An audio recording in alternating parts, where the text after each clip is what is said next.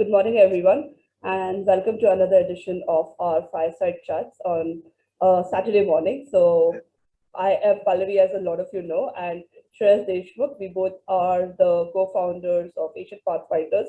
One anecdotal story: we are about to finish a year tomorrow, so it's doubly special for us this session. So, thank you so much to Arjun Katoch sir and Satyam for joining us today. And today's session is on climate disaster management, India's action priorities. So before I pass it on to Satyam, who is the moderator, just a brief about us. Like I said, we started about a year ago, and we are a knowledge sharing platform. We aim to bring scholars, practitioners, academics together to have constructive dialogues on a wide variety of topics. The aim here is to promote multidisciplinary discussions and dialogues. I think Shreyas and I both believe that that's the reason why we started this is that you need to have that multidisciplinary approach when you're doing any kind of analysis. And this is just our small way to promote that. And we are an informal forum. We hold fireside chats and dialogues. The fireside chats are on every Saturday other than the last one, because that last week we hold our dialogue, which is on a Thursday, which will be upcoming in the next week, 27th. So Shreyas will put details about that in the chat later on, but just letting you know. So like I said, our upcoming session, it's a dialogue, which is analysis of India's internal security environment. We'll be looking at border security, terrorism, and J&K. So we're trying to get 3 experts on this panel. And post that in June, we'll be having a session on cyber defense in India. So we have someone from the security side, security forces, as well as a cyber lawyer. So we have 2 different perspectives on this, looking at the entire Indian security, internal security, and how cybersecurity fits into it. So, like the community guidelines, first and foremost, just that we request everyone to be on mute because we record these sessions and put it on YouTube later for the benefit of the wider community. So it reduces the noise. And again, just respect each other's views, but please put in your questions and comments in the chat section. Satyam will take it after Arjun sir made his opening remarks. So, like I said, this is how you can get in touch with us. You can look up Asian Pathfinders on social media to follow up our upcoming sessions. So, about today's session, I know Satyam will introduce sir, but just a brief about Satyam. He's an urban fellow at the Indian Institute of Human Settlements. He has been working in areas related to climate change, politics, and governance. He has worked for various think tanks such as Manohar Parrikar Institute for Defense Analysis and Institute for Conflict Management in Delhi. He has also worked as a research associate at the Center for Transparency and Accountability and Governance at National Law University, which is based in Delhi. And Satyam has led field research teams in the states of Kerala, Tamil Nadu, West Bengal, Chhattisgarh, Jharkhand, Odisha, Gujarat, and Andhra Pradesh. So, right person to moderate this session, I think. So, over to you, Satyam. Thank you, Pallavi. Thank you, Shreyas, for having me as a moderator and inviting Arjun Katoch sir for this talk. The issue which we are going to discuss is climate disaster management and India's action priorities. We are in the midst of 2 cyclonic events. One is Taukte, and the other which we are going to face is on Bay of Bengal side, Cyclone Yas. And there's no, this is the perfect timing to discuss India's action priorities with the practitioner, Arjun Katoch. We're going to look into the disaster management side from the point of view of human security and climate change. Right now, India is going through a catastrophic convergence where on one hand, we are facing COVID crisis, which comes under Disaster Management Act. And on the other hand, these disaster events like cyclones, urban flooding, heavy rainfall. It is amid these climate variabilities, disaster management becomes a much more crucial aspect in understanding how India is approaching these things. India's National Disaster Management Plan focuses primarily on 3 agreements. One is Sendai Framework, another is Sustainable Development Framework, and the last one is Paris Agreement of climate change. These three agreements are actually the focal points of India's approach towards climate disaster management. In order to deal with various events of climate change and disaster having in India, we have Arjun Katoçh. Arjun Katoçh is a former colonel of the Special Force of the Indian Army who took premature retirement in 1991. He has been decorated for gallantry by the President of India. He joined the Office of Coordination of Humanitarian Affairs in Mogadishu, Somalia in 1993 and worked with them till retirement from the UN in December 2009. He has served with UN OCHA in conflict zones in Somalia, Armenia, and Great Lakes region of Africa. From 1999 to 2009, he was Chief Field Coordination Support Section of UN OCHA, Geneva, and in that capacity, responsible for immediate disaster response worldwide as the manager of UN Disaster Assessment and Coordination Team and International Search and Response Advisory Group. He has overseen the immediate international response to over 140 disasters worldwide and himself deployed to the field in all major disasters in Asia, including Sri Lankan floods, Pakistan earthquake, Indian Ocean Tsunami, Cyclone Nargis in Myanmar, Japan tsunami, and Fukushima Daiichi nuclear disaster and Nepal's earthquake. From 2010 onwards, he was a disaster management advisor assisting governments and international organizations. He has been advisor to government of Qatar and Saudi Arabia on urban search and rescue issues for a number of years. He has numerous published articles and papers in national and international publications and is on the editorial board of Crisis Response United Kingdom. He is currently a member of Advisory Committee of National Disaster Management Authority. He will be speaking in personal capacity. Over to you, sir. Thank you, Satyam. Thank you very much, Pallavi and Shreyas, for inviting me to Asian Pathfinders. I think it's a very good initiative, which frankly I didn't know existed, and I'm so glad to see the kind of work that you're doing and hope one can join it in future as well. As Satyam just said, what I am going to express are my personal views. They do not reflect the views of NDMA or any governmental organizations. I hope we're very clear on that. Now, the issue or the topic given to me is climate disaster management. Now, this is a huge thing. Climate change is one thing, and disaster management is a huge field by itself, which includes disaster risk reduction, preparedness, response, recovery, all kinds of things. And I am supposed to talk about it in 20 minutes. So it's going to be a very, very quick, should I say, summary of what I think. I'm sure huge chunks will be left out because, as I said, that it's a very major topic.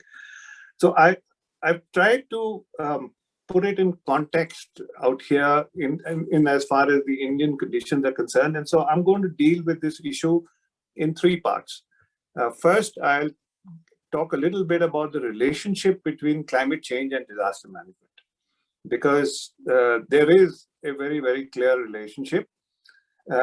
Then I'm going to give a little overview of the disaster management structure in India, so that we know what exists, what are the good points, what are the flaws, and finally the bit about action priorities. Now, disaster management is about people. It's about people and habitations. It's not an abstract subject in itself. It is there to assist people in times of difficulty, prepare them for it beforehand. It's also there to save habitations as much as possible. So this becomes a bit of a complex job. And climate change is going to affect both. In our case, in the case of India, I think climate change has four major, should I say, influences on disaster management or areas of interest.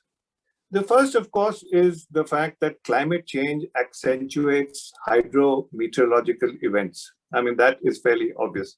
which is basically events which deal with things like floods, rainfall, drought, storms, cyclones.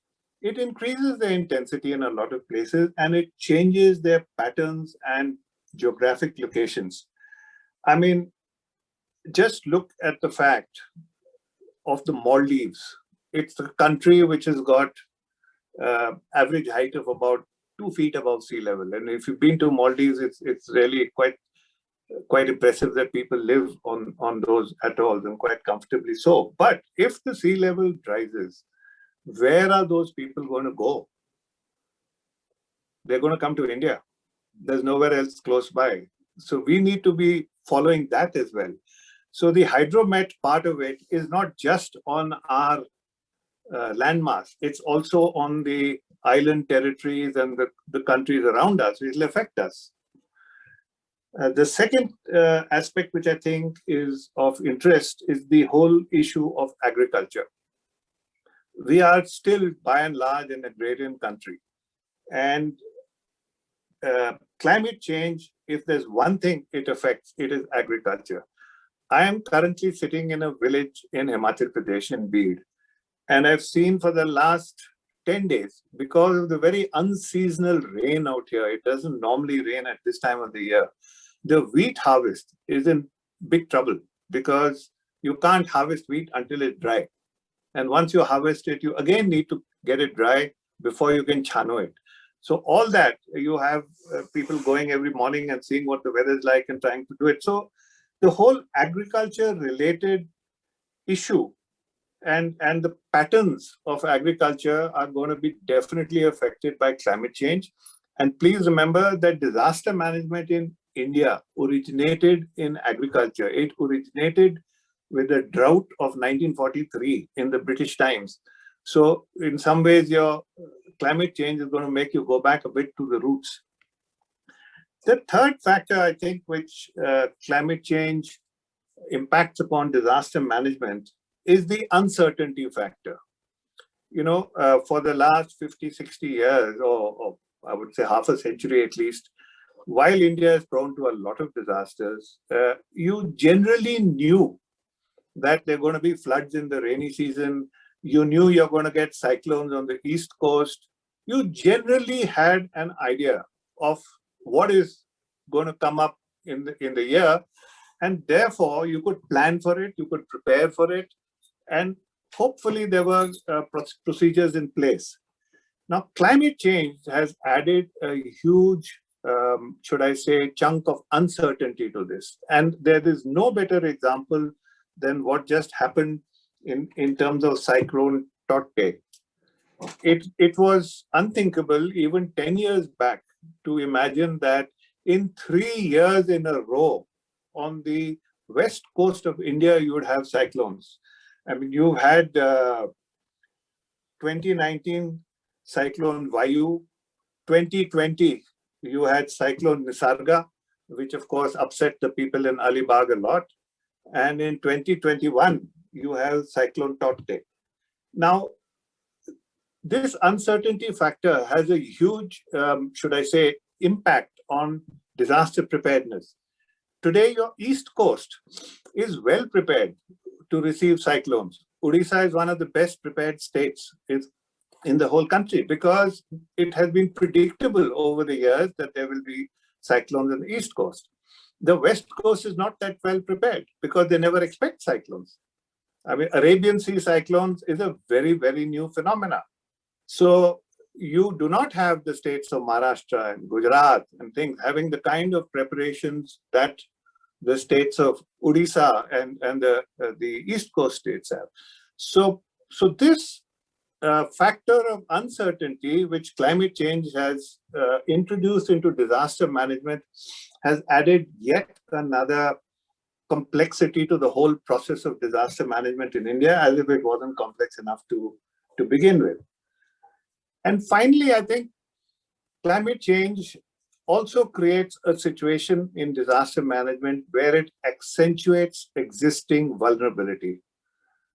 What I mean by that is that, as I said earlier, disaster management is about people and habitation.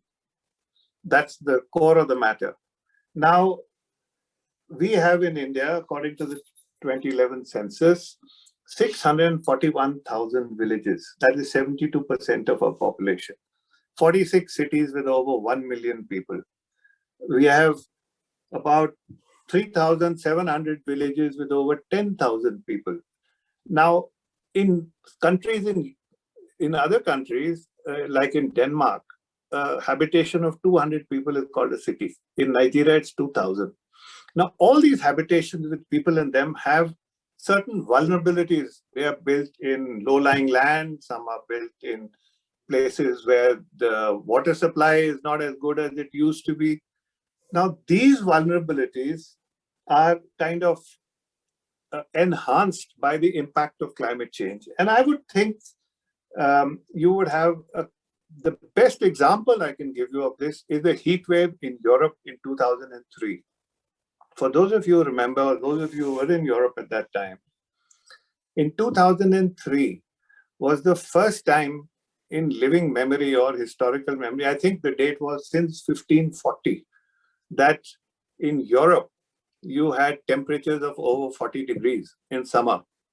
And especially in France, for a week in August, the temperature was over 40 degrees. Now, I was living in Europe at that point in time, and so I've been through this. That heat wave, because it was never ever planned for in Europe, cost them 70,000 lives. I think people have forgotten how many lives were lost in the heat wave in Europe. 15,400 people died in France. Now, why did they die? And here's where I come to my example of vulnerability. They died for two reasons. One structural, that is architecturally structural, and one societal. Houses in Europe are designed to keep heat in. They are meant for cold weather. The windows are very small. There is no air conditioning. Almost all of them have insulation.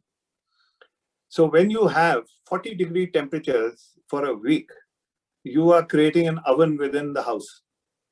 So that was one issue. The second issue, and that's a vulnerability from the heat point of view. The second issue was societal.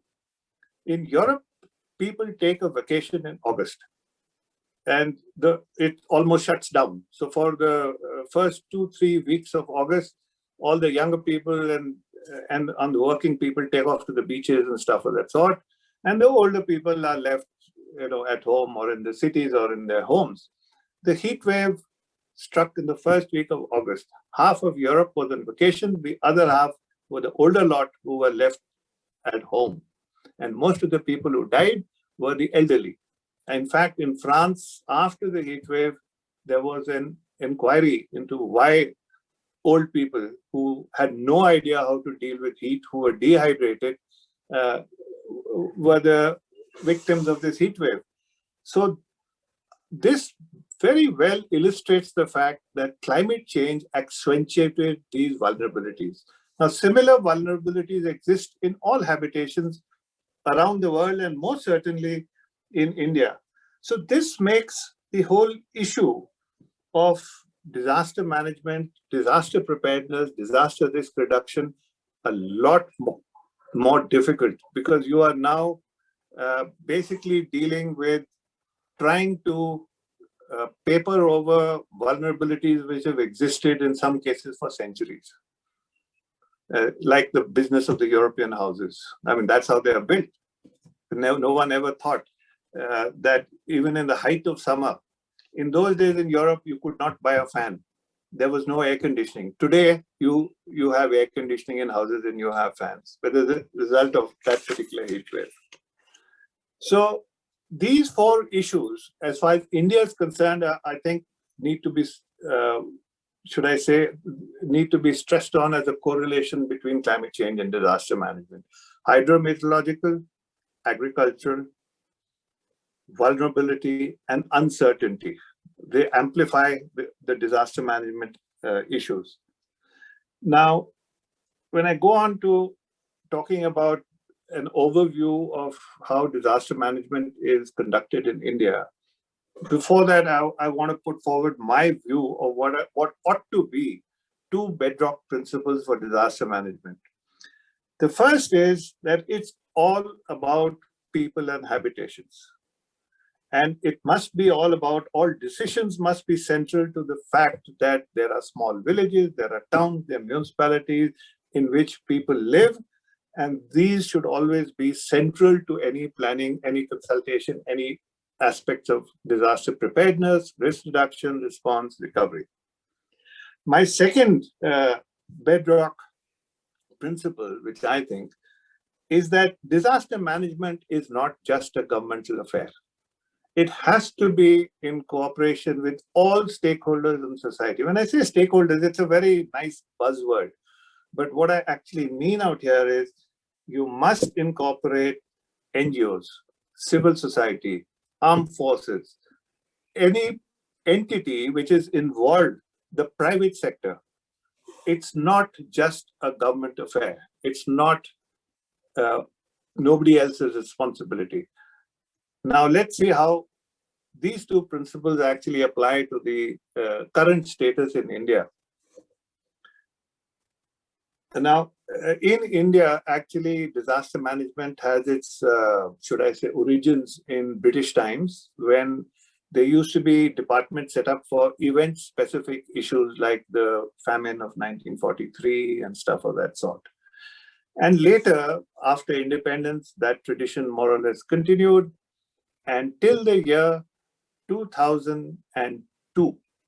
The responsibility for disaster management was with the Ministry of Agriculture. And you used to have in this country things like a relief commissioner and a central relief commissioner. And all they did was, whenever there was an event, a drought or a crop failure or something, they would provide money or they would make sure that, materials got. In 2001, we had the Bhuj earthquake. And the Bhuj earthquake was a wake-up call. Post-Bhuj earthquake, the government of India set up the J.C. Pant Committee, which is one of the most comprehensive reports on disaster management, if you ever are interested in this issue, which came out in the year 2002. And it, I think, was a very good analytical report. Based on the J.C. Pant Committee, disaster management was transferred from the Ministry of Agriculture to the Ministry of Home Affairs, and a disaster management division was created in the Ministry of Home Affairs. Now, the transfer part was good, and we'll see how that developed later on. Further to that, in 2005, a National Disaster Management Act was passed, incidentally, which is what is being used to deal with the pandemic right now. That was passed in 2005. And in that act, which is a very good modern piece of legislation at that point in time, they created the National Disaster Management Authority. I had the experience, should I say, of providing inputs at that time to the act and this and that. So one has a certain knowledge of it. NDMA was conceived as a single point overarching nodal authority on disaster management. And the Disaster Management Act appointed the Prime Minister as the chairman of NDMA and a vice chairman of cabinet rank with ministers and member of state. Throughout the act, it calls NDMA the authority. So the intention of the framers of the act was very clear. They wanted to create a FEMA-like authority in India which dealt with disaster management throughout. But it had 2 or 3 inherent flaws, which, we won't go into the history of how those flaws were built into it, but the major flaws in the Disaster Management Act when NDMA was created was that coordination was still left as the topic of the central government nodal ministry, which was the Ministry of Home Affairs. And therefore, this built in an inherent tough battle and clash between the Disaster Management Division of the Home Ministry and the NDMA. And powers of the government of India rested with the Ministry of Home Affairs, not with the NDMA. So that was one major flaw.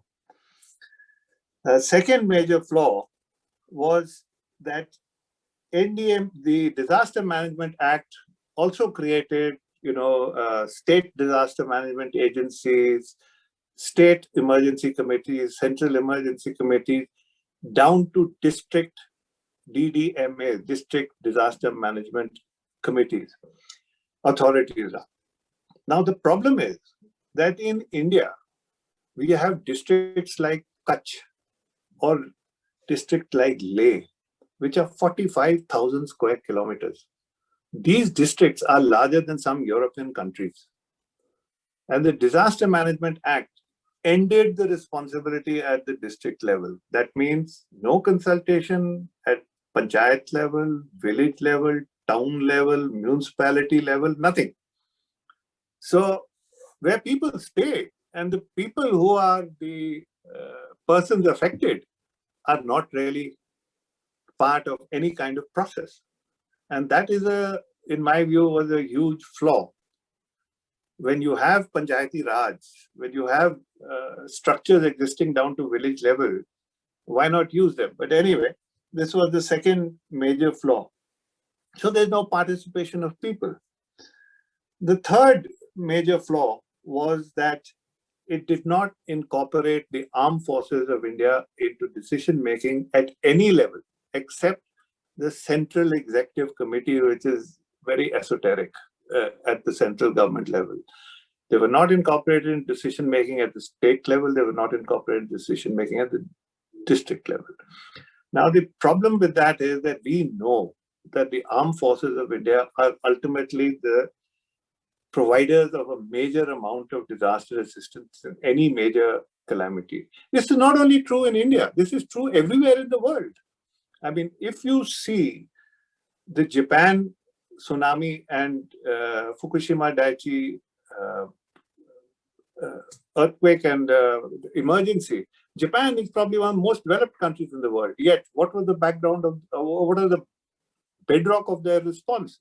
The Japanese Self-Defense Forces and the US 7th Fleet. These were the ones who formed the bedrock of the Japanese government response. You see the response to Cyclone Nargis in Myanmar. What is the bedrock of the response? 3 divisions of the Myanmarese army. You see the response to the Nepal earthquake in 2015. What is the bedrock of the response? The Nepalese army. So if you do not incorporate your armed forces into preparation, preparedness, before a disaster and into the decisions of response, you have left out a huge chunk of your national capabilities in this whole process. So I thought that was the third biggest flaw. And the fourth flaw is that the Act established a very complex system of decision making. At the central level, there are 15 nodal ministries who are involved in decision-making in disasters, besides, of course, the Emergency Committee and the CEC and this, that, and what have you. And there are 4 or 5 organizations like the Met Department or the Water Commission who feed to different nodal ministries for a simple thing like flood management. In addition to these 15 nodal ministries, there are 6 committees of different kinds at the central level dealing with disaster management. Now, what is the end result? Nobody is accountable, and there is no one single nodal point. So that's another built-in inherent flaw. Instead of making NDMA the sole, should I say, focal point in this. And finally, if that was not enough, the present government, when it came into power, downgraded NDMA. They have not appointed a vice chairman of NDMA. The members were downgraded from Minister of State to secretary level. And the disaster management division of the Ministry of Home Affairs more or less took over the functions of a large part of the NDMA, like overseeing NDRF and IDM and stuff of that sort. Not a great idea, because the disaster management division of the Ministry of Home Affairs is staffed by people who come and go, like any other bureaucracy. There's no domain knowledge. So these flaws have created, unfortunately, what was far-seeing good legislation in 2005 has ended up being, should we say, a bit more complex and a bit more dysfunctional than it ought to be. Couple of others, and all these things get amplified by the additional impact of climate change, which, as I told you, amplifies vulnerabilities. Now, the other couple of issues which deal on disaster management in India, which are affected, is that I've mentioned it before, that there is no involvement of communities, of villages, towns, municipalities, and people in any kind of decision making or planning, which is, I think, quite absurd. The second issue is that at the community level, that means the village, town, municipality, there is no first responder and emergency services availability.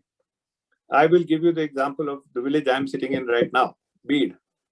Second best paragliding spot in the world, holds the world championship of paragliding out here.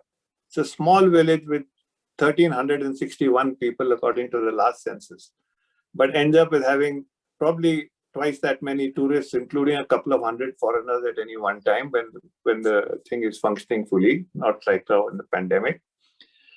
Nearest, if there is a fire, the nearest fire post, not even a fire brigade station, but the nearest fire post, which is one truck, is in a place called Bajnath, which is 14 kilometers away. And the nearest fire brigade station is in Palampur, which is almost an hour away. So there is no reason why you cannot have in villages volunteer-based first responder and emergency services. All over the world, people in countries which have developed emergency response, the initial layer is volunteer-based first responder services, because these are the people who live there, these are the people who can react the fastest, and these are the people who have a stake in disaster management, but they're not included at all. And I don't buy the argument that, oh, this is okay in Europe, it can't be done in India. Why not? If you go to Bangladesh, you will find that each police station in Bangladesh, fire station in Bangladesh, has 100 volunteers attached to it, people who want to come forward. They are trained by the fire services as first responders. So why can't you do something like that? If you look at the Istanbul earthquake response plan, if you look at the Bangladesh cyclone response plan, and even if you look at the Odisha cyclone response plan, it's the communities who are the heart of the matter. If you don't include them, as we haven't here, it's a bit of an issue. Two more. One is, at no stage in the current, should we say, disaster management framework is Red Cross, NGOs, civil society involved. We have the largest Red Cross society in the world. The President of India is the patron. The health minister is the chairman, and yet they're not involved in disaster management formally. Anyway, you do not involve NGOs. You do not involve civil society. It's all a paternalistic, top-down government affair. And that, unfortunately, is not, should we say, the most suitable way of doing it. And finally, funding. Nothing can work without adequate funding. We keep saying that, oh, you know, we're going to mainstream disaster risk reduction funding, we are going to mainstream funding. But these are very vague statements. In the United States, and that was the model which initially we recommended when the Disaster Management Act was being produced, but it finally didn't get accepted for obvious reasons. All funding dealing with emergency response is routed through FEMA, the Federal Emergency Management Agency, to the states. And then the states use it for the project which FEMA has approved of. With the result, if a state does not utilize disaster risk reduction funding for the purpose it's supposed to, emergency responders, fire services, whatever, FEMA can cut it off. Here, there is no such thing. We are told that, oh, 10% of funding is for disaster response. There is no way of even accounting for which 10%, where has it been spent. So without the funding being routed through, say, an organization like the NDMA, right down to the panchayat level, and then accounted for upwards, it's naam ke vaste, as we have said. So let me get to the last bit, which is action priorities, which in some ways I've covered quite a bit of it already. But right now we have a top-down paternalistic system instead of a bottom-up system. And what we need to do is establish a bottom-up system. You can see the stresses on a top-down system in the current pandemic. All the vulnerabilities of the health system, especially down at the states level and district levels, have been amplified and brought out in the pandemic because, again, it's a top-down system, which has been, I mean, as we all know, underfunded for years and stuff of that sort. So our action priorities, to cover the last bit of the topic given to me, and I hope I haven't been talking for too long, is we need to create the system in reverse.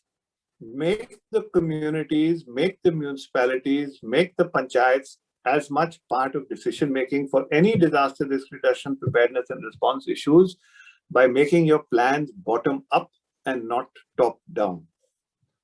Second, we need to provide a dedicated stream of funding right down to the panchayat levels, which will deal with disaster preparedness, which will deal with risk reduction as well as response issues, and which are accountable separately.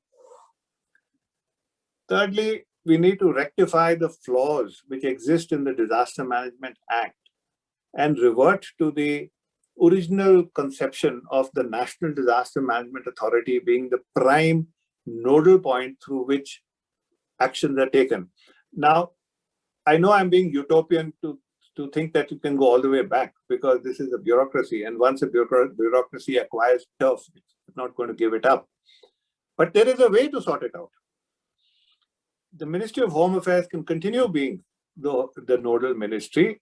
All you need to do is make the vice chairman of the National Disaster Management Authority as a minister of state or whatever you like in the Home Ministry, is reporting directly to the Home Minister, and merge the disaster management division of the Home Ministry into NDMA. So you don't, MHA still remains the boss, but you end up having one professional nodal, should I say, organization dealing with this issue, which is what we ought to have. And thirdly, we need to rectify this extremely complex decision-making structure at the highest levels. Again, if you merged Disaster Management Division into NDMA, made NDMA the focal point for it, then you have a clear state. Because please be very clear, disaster management at any level requires accountability and a clear chain of command. And the guy who's responsible for preparedness must be responsible for response, must be responsible for recovery, so that there is, you can't turn around and say, oh, but he did not give me money or he did not set up this force, so I could not respond properly. It must be the same organization. Only then you'll get accountability and clarity of command. We must incorporate the Red Cross, NGOs, armed forces, civil society into planning and execution at all levels. And finally, I think that we need, because of the climate change issue, we need to initiate quite a few long-term studies on things like coastal inundation, on crop patterns. Now, these are not glamorous issues because they take time to study and they take time to rectify. But if you don't start thinking of coastal inundation right now, where are you going to send those populations when the place starts getting inundated? So we need to actually think in advance and see the effects of climate change on some of our more permanent habitations and start measures to mitigate them now. So I'll end by saying that climate change is actually a factor which accentuates the issues involved in disaster management. Most certainly their vulnerabilities, most certainly the uncertainties. And it's not something that you can deal as two separate issues. It has to be a holistic view. And we have to get the places where people live involved in decision-making regarding these issues and not treat them as something which is out there and we know best how to deal with it. And that's it. And thank you very much for listening to me. Over to you, Satyam. Thank you, sir. For those who have questions, can post their questions in the chat box and I can read through them. Thank you, sir, for the most informative and in-depth practical experience which you have faced throughout your career in nurturing, in a way, how national NDMA has been and what are the loopholes to it and what are the priority areas of it. I would like to understand that a few issues which are still relevant and which are in congruence with the sustainable development approach of India. So a lot of India is going through a transformation and a lot of peri-urban areas are coming up into a proper city-like area, right? So how do you think that disaster management, climate disaster management approach in India should start at the very planning stage of these new urban cities or agglomerations which are coming up? At the very planning stage, you involve disaster management research and issues so that they get addressed. It's a part of disaster risk resilience. So do you think that right now India's approach should be in incorporating disaster risk resilience in all the projects, developmental projects? Oh, absolutely. There's no doubt about that. I mean, the basics of disaster risk reduction, which are known to everybody, which are enumerated in the yoga protocols and various things of that sort, have to be incorporated into city and village planning. There is no doubt about it. And if you start incorporating them at the planning stage, then it doesn't cost you much. If you start trying to retrofit it, then it costs you a lot more. And a very small example is unrelated to climate change, but related to disaster management, is if you're building a hospital in an earthquake-prone area, and from the beginning, you design it with the features of earthquake resistance, which again are very commonly known, you might add 10% to the cost of the building. But if you try and retrofit it after you've made it, you're going to spend a lot more money and you won't get as good a result. So disaster risk reduction incorporated into urban planning at the planning stage is absolutely essential. There's one question by Push Bajaj. He says that, what do you think of the latest national level climate vulnerability assessment report released by Department of Science and Technology earlier this year? The report found that Maharashtra and Kerala are the least vulnerable states in India to climate change. Do you agree with this conclusion, sir? I haven't read the report, so I have no idea what it says, but I just take your last statement. I don't think we need to go very far to answer that question, except to see what has been happening to Maharashtra over the last week with the cyclone which has just hit it. And that is a direct result of climate change. So that's all I can say. I haven't read the report, so I can't comment on it. Okay. There's another question by Ashutosh Shastri.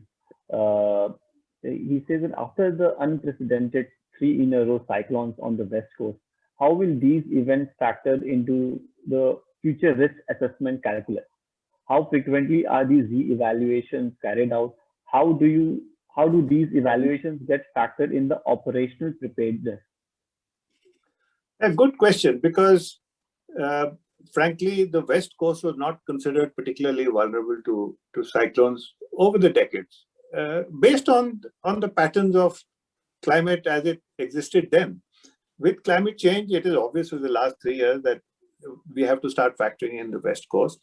And I'm quite sure that NDMA now would be pushing the governments of the states which are on the West Coast, Maharashtra, Gujarat, etc., to start taking the same measures that they have done in Odisha, which are again not rocket science. It's again a question of preparing shelters, preparing early warning systems, preparing drills to evacuate people from the coastal areas and into these shelters. So I'm fairly certain that the governments of these states and the NDMA, having seen this happening, will now, on a fairly urgent basis, start putting these practices into effect on the West Coast, which till now were not as important as they were on the East Coast. Another very relevant question of East related to coastal management in India. So as per the National Climate Action Plan, India has these national missions, and one of the mission is National Coastal Mission. Do you think including disaster management priorities in National Coastal Mission will enhance and will give more approachability in handling climate-based disasters within coastal regions? Yeah, I mean, as a general principle, mainstreaming of disaster risk reduction is absolutely essential in dealing with any of development issues. We've learned that the hard way over, I would say, the last 2 decades, more or less. I mean, really speaking, if you ask me, the turning point in which disaster risk reduction got the importance it ought to have deserved was the Indian Ocean Tsunami of 2004, which was the first global event where it brought the notice of people to the fact that, hey, this is something we should be dealing with at the planning stage. And so disaster risk reduction and the ISDR all came into prominence after the Indian Ocean Tsunami.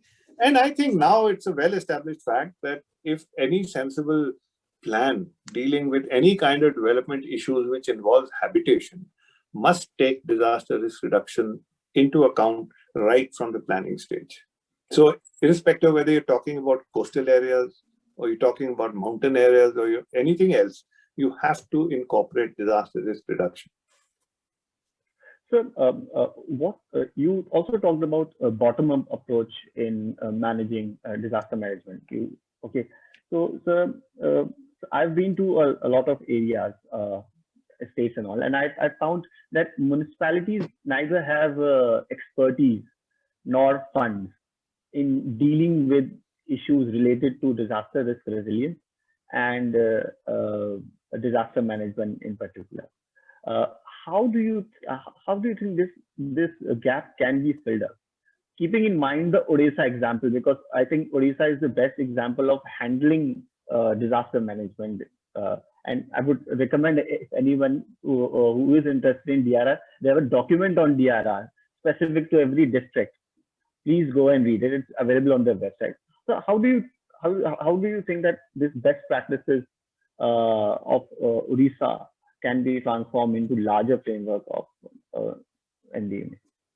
Yeah, I mean, let's not narrow it down to Odisha. Let me broaden the issue a bit.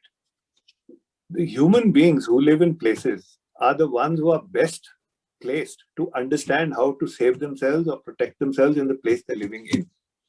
Right? I am living in a mountain village right now.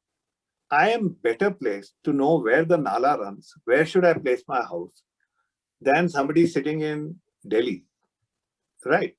If you give responsibility to the local governmental or should I say the local governance level, whether it's a panchayat or it's a municipality, and give them the funds and consult with the people who live there, obviously you'll be able to create a proper disaster management plan.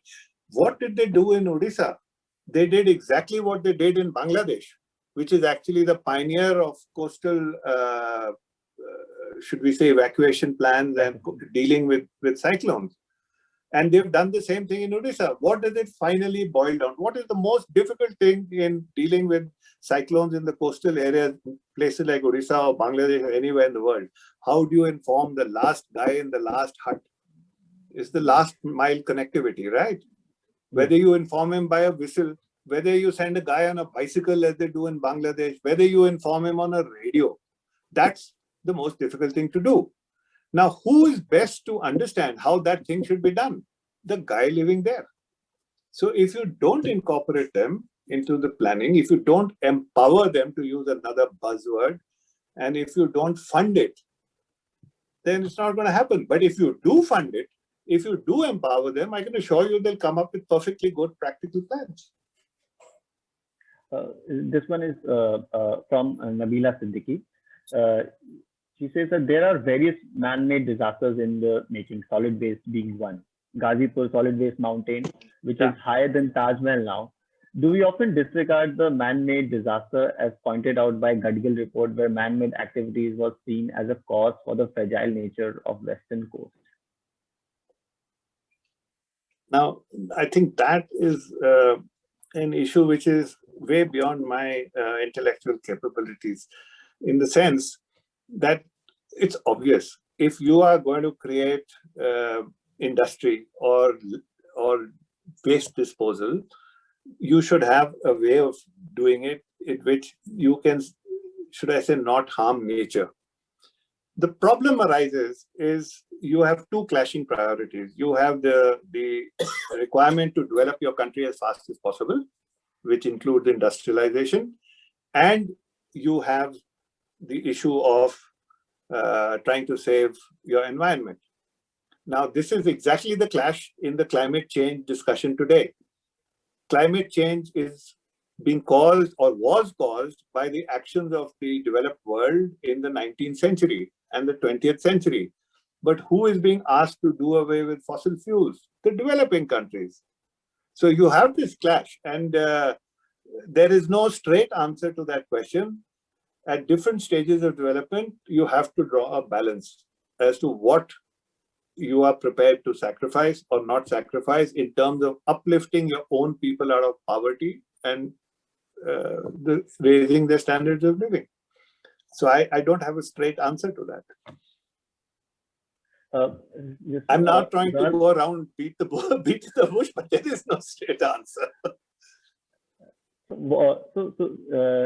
Recently there is an increasing frequency of forest fire, and it's a seasonal pattern now. So how can NDMA or India's disaster management approach can be to these seasonal forest fires? Yeah, again, I mean, forest fire is a fire, basically. I mean, you need to have the capabilities to respond to it.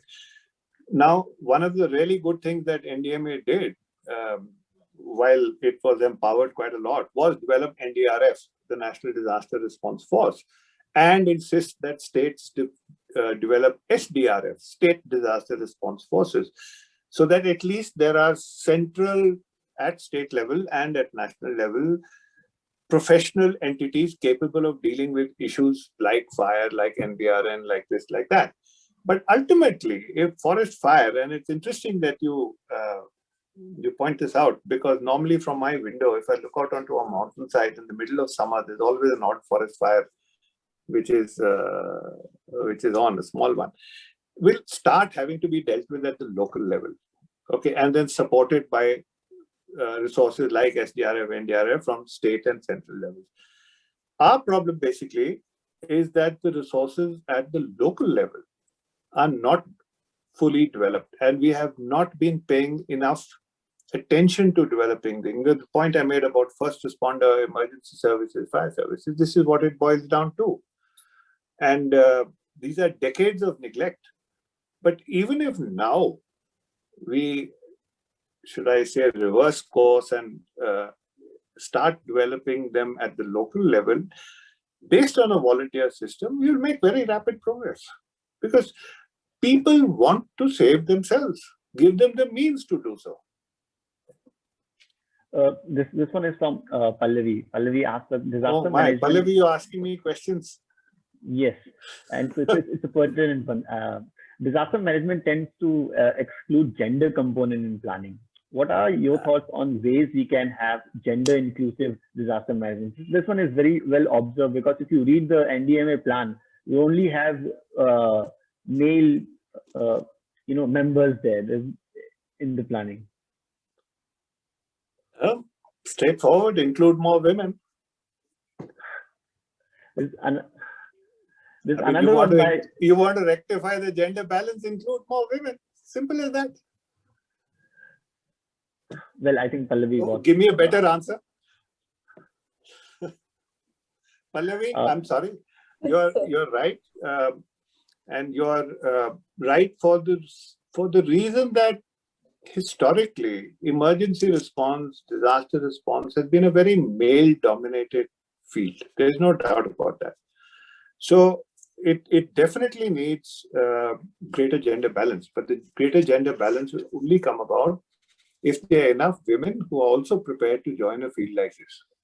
So it cuts both ways. I'm sure there are enough women if they're given an opportunity and if they are allowed to do so. But you're right, till now, and this is not only in India, this is probably true for most of the world, this is a male-dominated activity. But then there are so many other male-dominated activities which we're all trying to gender balance. Even Shreyas is also asking something. Shreyas asked that on the issue of lesson learning capability and strategy from the past climate disasters, where do you see Indian authorities are standing in terms of this? Shreyas is using his knowledge of my thoughts from our previous association to ask this difficult question, because he knows my views on it. But I'll give you what I think, which is basically that we in the Indian establishment are very poor at learning lessons. And the reason we're very poor at learning lessons is we are not honest about our own feelings whenever something happens. If you deal with a disaster, you need, after it is done, to sit down and have an honest discussion. Okay, we did this well and we did this badly, right? So the things that you do badly, we want to rectify. In our environment, we do not have this honest discussion. And the moment something's over, we say, oh, shabash, everyone did a very good job, wonderful, wonderful, go home and all that kind of stuff. So you repeat the same mistakes again. And I see no evidence that this is being rectified. Shreyas, are you happy? Where's Shreyas? Let me give you, Satyam, let me give you a small example. Yes, sir, sure, sir.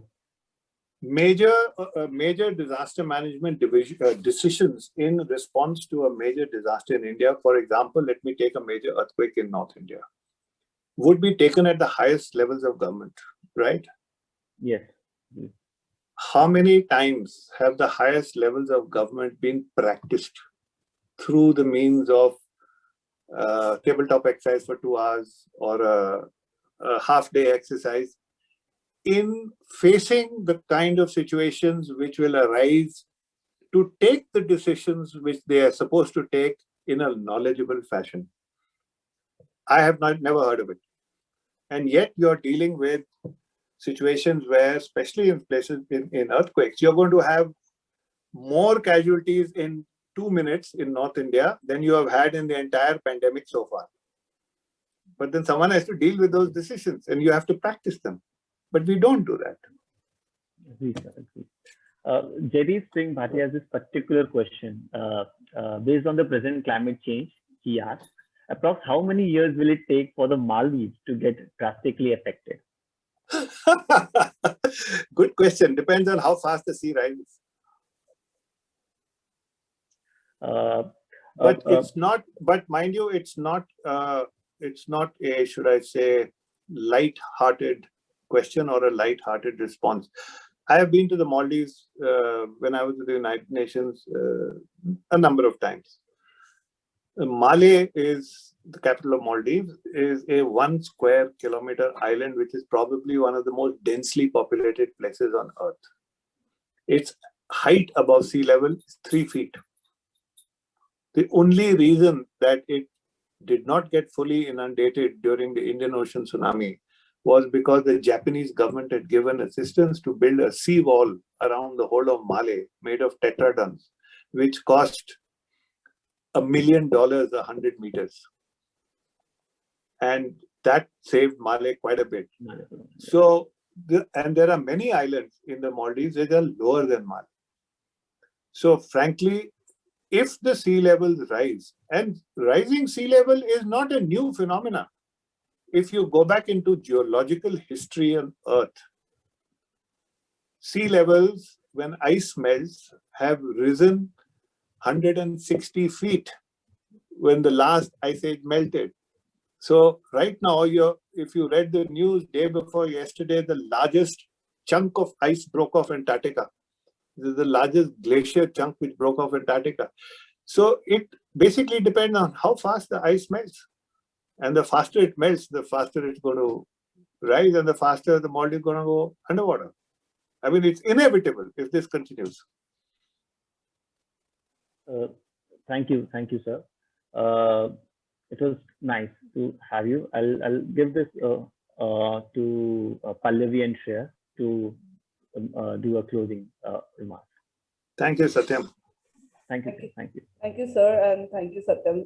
Sir, very insightful, very informative. I can see it from the chats everyone has been putting, and I think, like Satyam said at the start, very timely, but definitely it is great to hear the body of knowledge that you shared with us. It's a lot of thoughts that we can take back, and I think for me, it's always individual driven. Also, like you said, it starts at the grassroots level from the individual up. So I think we all have the stake in protecting ourselves and our surroundings. So thank you so much for that.